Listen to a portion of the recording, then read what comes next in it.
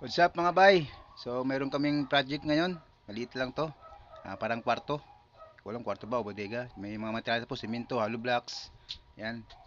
Maya maya po mag-book po kami. Meron na po siyang layout. Yan, nilalagyan po ng layout. So bago yan, kakain po muna kami. Gaan ba, almusal para may lakas kami. Maghukay. Yan, kain tayo mga bay. Yan, ulam ko pa yung palaya. Yan. Impisan ko yung ulam niya is ano, munggo. Yan, ulam niya. Yan. So, yan guys, yung iba di ko na dinitalye kasi mainit na. Yan po, may hukay na po yan.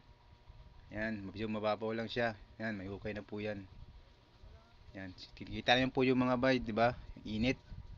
Grabe, sobra init. So, yan, yan yung ano, haloy namin. Dalawang semento. Bali, yan yung pinsan ko po, yan yun, bay. Mga bay, yung pinsan ko na siya yung magpapile ng hollow blocks. Yan, medyo may talaga. Yan, medyo umulan, umambon, medyo malakas-lakas naman. Sumilong muna ako kami mga bay.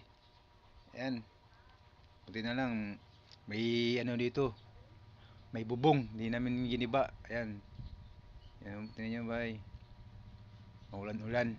Titigil muna namin. Silong muna kami dahil baka hirap na mabasa. Magkasakit. Ayan, buti na nga lang mayroong bubong dito eh. May silungan kami. So yan, tingnan nyo mga bay, yung bubong medyo putas-putas na.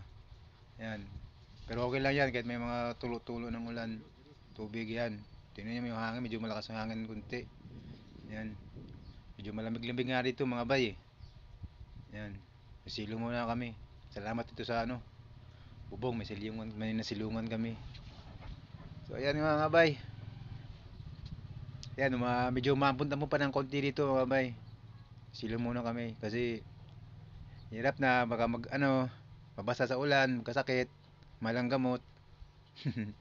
So yan bay, mga bay. Yan, tinuturo ng pinsan ko dahil medyo malaki nga ng mga tulo ng ulan. So maya maya yan mga bay, trabaho na kami ulit nyan.